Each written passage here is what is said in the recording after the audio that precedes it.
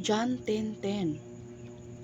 I came so that they might have life and have it more abundantly.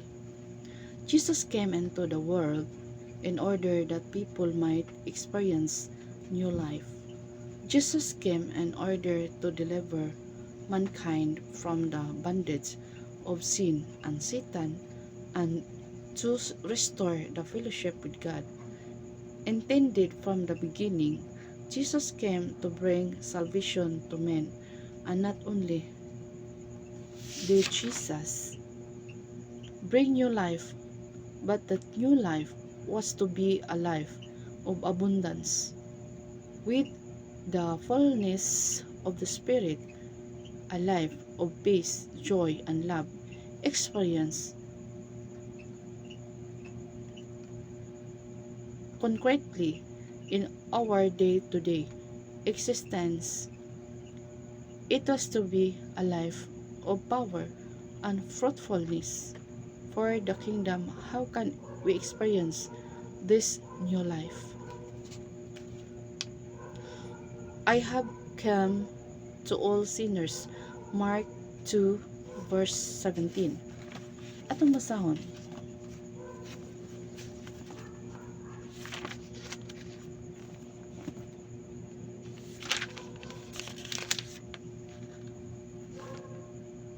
Mark 2 verse 17.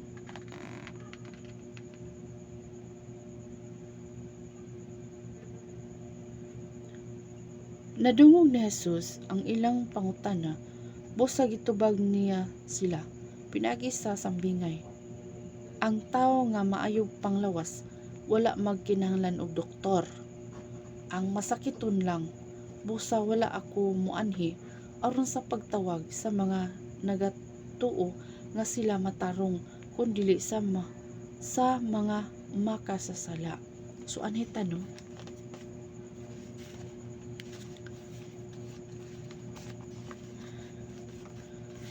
niyan niya ang Ginoo para sa mga makasasala. Wala ni anhi ang Ginoo para sa mga tao nga nag-ingon silang kagalingon na matarong sila. Pero imong basahon sa pulong sa Ginoo nag-ingon Roma 3:23, sanglit na kasala ang tanan ug nagkabsan sa maya sa Dios. So wala exempted sa sala, puros nakasala. Nga naman, bisan sa imong una palang daan nakasala na ka. Amen. Unya ing pagdiri nga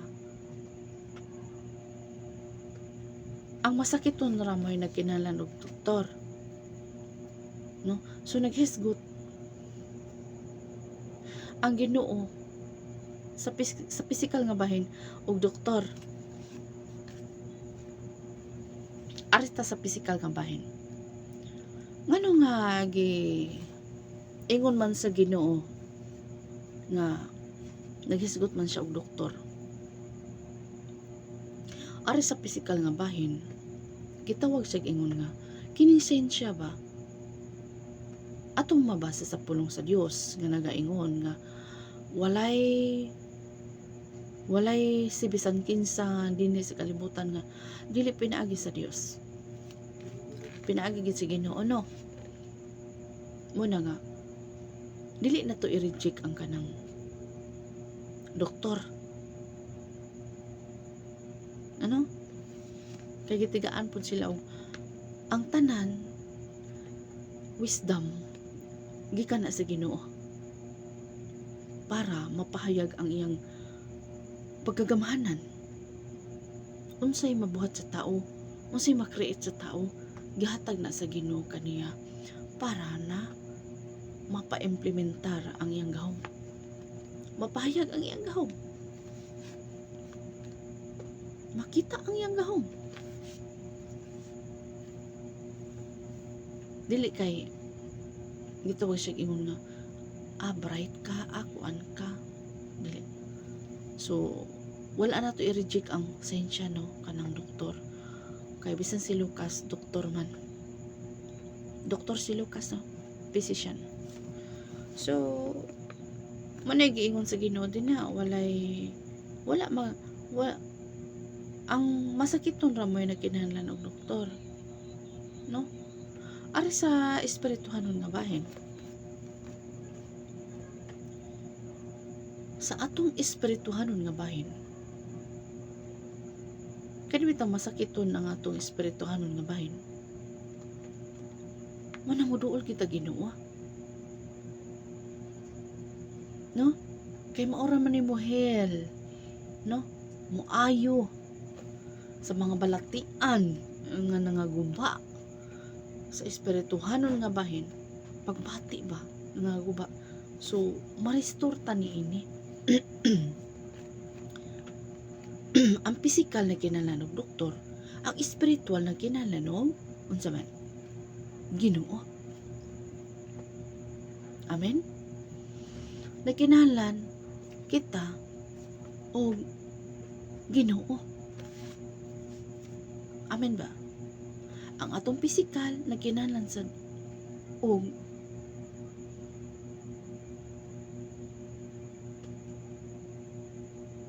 pag-cure ba?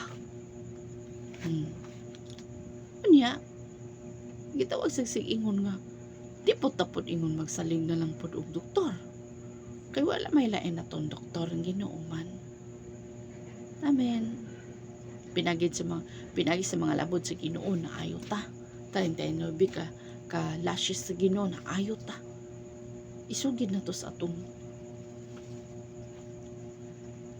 dila. Powerful ba ni dila? Kamatayon kinabuhi ang gam sa dila. So, gitawag sa ingon ba nga na mapalibil up na to atong pagtuo. No? Pero sa atong espirituhanon nga bahin, nagsalig kita sa Ginoo. Wala kita nagsalig sa atong kagalingon. Gisaligan ginato ang Ginoo sa atong kinabuhi.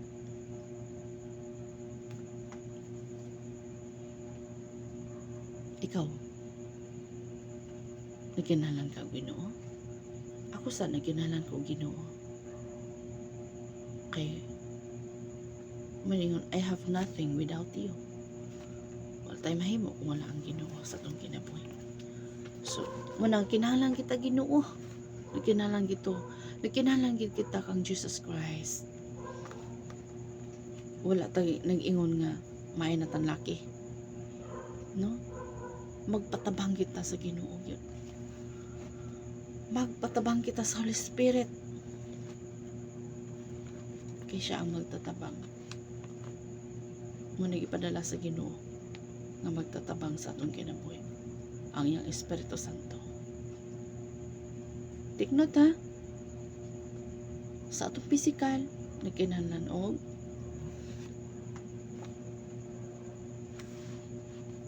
doktor.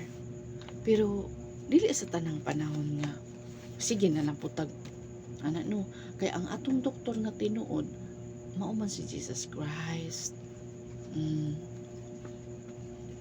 Kay kanang mga tambal daw manigahom magampo man sa ta before na before nato buhaton mananghid kita sa Ginoo mananga before tatan prayer maningon prayer without ceasing. Pag-ampos wala paghunong samtang buhaton nato ug pananghid sa Ginoo. No. So salamat kay sa Ginoo niya na. Unya sa atong espiritu nga bahin nagkinahanglan po ta Ginoo. Pagkaon sa atong kalag pulong sa Ginoo. Balik ko na po nato. 1:1 sa sinugdan mo ng pulong. Ug ang pulong uban sa Dios, ug ang pulong Dios. So kanunay ta magkaon ani sa atong espirituhanon nga bahin. Kay kung adunay ipana ang yawa nga nagasiga, makapalong ta niini. Amen. So ana lang akong ipaambit kaninyo. God bless.